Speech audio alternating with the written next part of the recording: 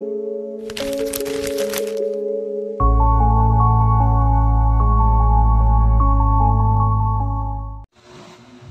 everyone, today we're diving into a world of Braille. Braille is a tactile writing system used by people who are blind or visually impaired to read and write. So it's not a language itself, but a code that can represent any language. So the system uses rays that are arranged in cells to represent letters, numbers, and punctuation marks. So each dot within the cells has a specific positions, and the combination of rays dots create unique patterns. So this allows individual to read by feelings the rays of dots with their fingertips. So Braille was invented by Louis Braille, a Frenchman who who himself was blind. So Mr. Louis Braille is also visually impaired. So this he created the Braille. So kaya tinawag na Braille kasi yung apelyido niya is Braille. So this Braille is created in 1824, adopting a military codes called night writing, which use raised dots for communication at night. So Braille refined the system, reducing the numbers of dots 12 to 6. Yeah, 12 to 6, creating a more efficient and user-friendly system. So in this part, I will be demonstrate the Braille. So for the letters, each dot have a 6 cells. So I created the examples of 6 cells. So 1, 2, 3, 4, 5, 6, 6 cells. And also I have a Braille. So this is the Braille. So hindi siya masyadong nakikita. So lapit tayo. So for the letter A, have a 1 dot. Yeah. So in this 6 cells, so yung dot ng letter A is nasa right side here. Dito yung dot ng letter A. So for the letter B naman, letter B, ito yung letter B. So yung dot ng letter B is pababa siya. So from here to here, right side lang din yung dot ng letter B from this line. So for the letter C naman is balance yung dot ng letter C. Ito yung dot ng letter C. So from here, from this to here. So ito yung dot ng letter C. Ganito yung pattern niya. Yung A nandito, yung B, dalawa yung dot from this line. This, dalawa yung dot. For letter C naman is 2 dots from here to here. So for the letter D is 3 dots siya. 3 dots siya, and yung dots niya sa 6 cells is ganito. From here to here. So dalawa yung dots sa left side. So from the right side, isa lang yung dots niya. From the left side na 3 dots from this line is dalawa yung dots niya. Yeah. From letter E, it's nandito. From letter B is for the letter B is this two or circle, and for the letter C is ganito siya, balance siya. For the letter D naman is isa yung dots niya dito, tas dalawa yung dots niya sa left side. So for the letter E naman is ito yung dots niya. Paano nga ba yan? So from here to here, ganito yung pattern niya. That is letter E. Yes. For the letter F naman is yes, ito yung dots niya. Tatlong dots yung letter F. For in this part is dalawa yung dots niya dito. For the letter F, dalawa yung dots niya dito is, and 1 dots naman dito. So this is letter F. So dalawa yung dots niya dito and isa yung dots niya dito. So mas malalaman yan kasi feel ng finger natin yung braille.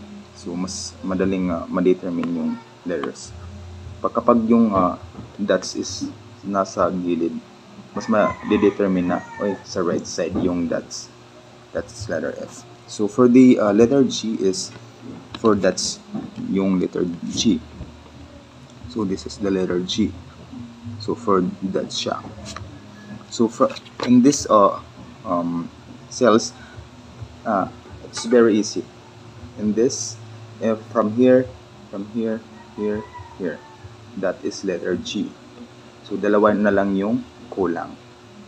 That is letter G.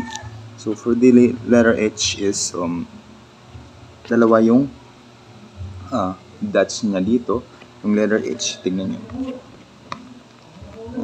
Yan. So dalawa yung dots niya dito and 1 dots from here. Yes. From that is letter H. 2 dots this right side and then 1 dots from this left side. So this is remember guys, this is the line of the right side and the line of left side. So for the letter I naman is yung pattern niya yan. So kung mapapansin nyo is may vacant siya dito. So it's very easy to determine because from here to here, that is letter I. From here to here. So for the letter G naman is ito yung letter G. Ito yung dots niya. Letter G. So yung dots niya is dalawa dito, and then dito sa left side, sa upper part. So dalawa yung dots niya dito sa the second line of this cells, and then dalawa yung dots niya dito, and then 1 dots from this upper left side. So for the letter K is it's very easy. Ito yung letter K. So yung letter K is may vacant. Let's right side lang yung letter K. Mag-vacant lang tayo ng isa dito. That is letter K. So from here to here. So that is letter K. So from L naman, so kanina nag-vacant tayo ng isa dito. And this time full na siya. So that is letter L. Look. That is letter L. So for the letter M, it's very easy. Again, 2 dots from here and 1 dots from here. So as you can see, may vacant siya. Look. So may dots sa ibabaw, dalawa. Tsaka yung kung makikita nyo may vacant siyang may vacant siya. Tapos may dots sa ibaba. So it's very easy to determine. So dalawang dots dito sa 6 cells, dalawang dots dito, and magbi-vacant tayo ng isa dito, and dito yung dots. That is letter M. It gets? That is letter M. So for the letter N is may vacant na naman yung letter N. So from here, this is the right side, and then this is the left side. So from here to here. So it's very easy to determine again. Ito yung letter N. From here to here. So may vacant siyang isa. Here to here. May vacant siyang isa. And then for the left side, may dot siya dito and then dito. Dalawa yung side. So yung pattern niya is pag ganito. Pag ganito. Tag, tang, tag, tag. That is letter N. So may vacant yung letter N dito. So for the letter O, this is the letter O. Yes. So as you can see is may vacant ulit siya, and then may vacant yung left side. So this is the right side. Ito yung letter O. Ito from here to here, and then that here. So yung pattern niya is pa ganito. So merong iba't ibang pattern yung letters. So yung letter O is pa ganito. So for the letter P is look, this is a letter P. So letter P is have a one dot from the left side. So this is the right side is fully dotted. Yes, fully dotted, and this left side is one dot. That is letter P. Pag ganito yung pattern niya. Ganito. Parang baliktad na L. So let's move on to the letter Q. Letter Q.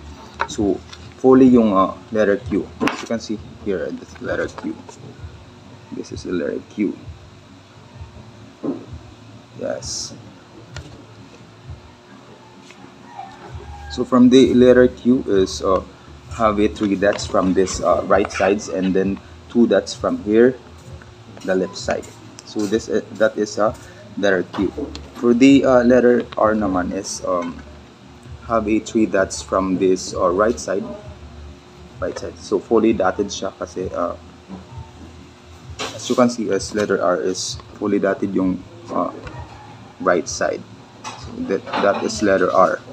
So 3 dotted yung letter R, and then so left side naman is nasa mid lane. Nasa gitna yung dotted niya. So yung pattern niya is ganito. That is letter R. So for the letter S is, as you can see, is may vacant siyang isa sa right side. So from the left side is nasa upper parts yung dotted. So yung letter S is 2 dotted from this right side, and then 1 dotted from this left side, the upper part. So yung pattern niya is pa ganito. That is letter S. You can see this is letter S. This is the right side. So from the letter T is 2 dotted from this upper right side. 2 dotted siya. Tas 2 dotted naman siya sa left side. So yung pattern niya is pa ganito. That is letter T. Letter T siya. So for the letter Q, letter U rather, this is the pattern. Ganito yung pattern ng letter U. Tas may 1 dotted siya sa upper part, pero vacant yung dotted niya. So yung vacant dyan is nasa mid, yung gitna sa 3 dotted. So that is ito yung letter U. So parang L lang siya, pero may vacant na isa dito. So yung pattern niya is pa ganito. Here. So may vacant siyang isa. Bali yung pattern niya is here from here. So vacant to. Yung shade lang niya is ito, tsaka ito. Tatlo. As you can see here, the letter U. So for the letter V is L shape yung atake niya. L shape. So it from here to here.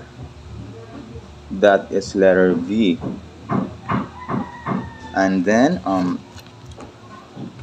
as you can see letter B is this. So for the letter X is it's very easy again. So to that, look, the letter X. 2 dots is from 2 dots is from the upper parts, and then the lower parts of right and left side. So bale yung right and left side is isa-isa yung dotted niya. Sa mid lane lang yung vacant. So from here to here, that is letter X. So wala nang dots dito. So madaling madidetermine yan pag tinouch lang yung finger natin sa braille. So pag nalaman natin na may vacant yung gitna, that is letter X. So for the letter Y naman is 3 dotted from the right side. Yeah, from the right side, 3 dotted siya. So as you can see, letter Y is here. This is letter Y. So 3 dotted yung right side, and then the left side is 2 dotted yung what? Yung mid, yung middle, yung vacant. So this is the letter Y. So yes, yung left side pala yung yung left side yung 3 dotted. Left, ito yung left 3 dotted siya. So bali sa right side is may vacant siyang isa sa mid lane. So from here to here, so isa lang yung vacant from the right side. Ito yung right side. So 3 dotted dito, and then dotted and dotted, vacant lang yung isa. That is letter what? Letter Y. So letter Y here. So for the letter Z naman is as you can see is may vacant na ulit siya sa right side. So in this dotted, and then may vacant siya sa gitna, and then may dot na naman sa gitna. And as you can see is from the left side may vacant siyang what? Sa left side. So from here to here, that is letter C, and then dotted here, dotted here, dotted here and here. So yung pattern niya is ganito: 10, tag, 10, 10, 10, 10, 10, 10. So yung vacant dyan is ito tsaka ito. So yung dotted dyan ito tsaka ito. Dalawang dotted sa left and right, but in this part is yung right side is nasa gitna yung vacant. From the left side, nasa taas yung vacant. Ito yung dotted. So pag kinapa natin yung dotted na yan, may dalawa sa left side, and then dalawa sa right side, but vacant sa mid, yung mid. Basta tatanda lang natin, letter have a 6 cells. So yung ganito yung pattern ng letter Z. Ganito dito yung dotted, dotted, dotted, dotted. Ito yung vacant. So let's move on to the W. As you can see, here is the W. So 3 dotted from left side. Yeah, from the left side. So fully dotted siya. So from the right side is nasa gitna yung dotted niya, which is dito sa 6 cells natin.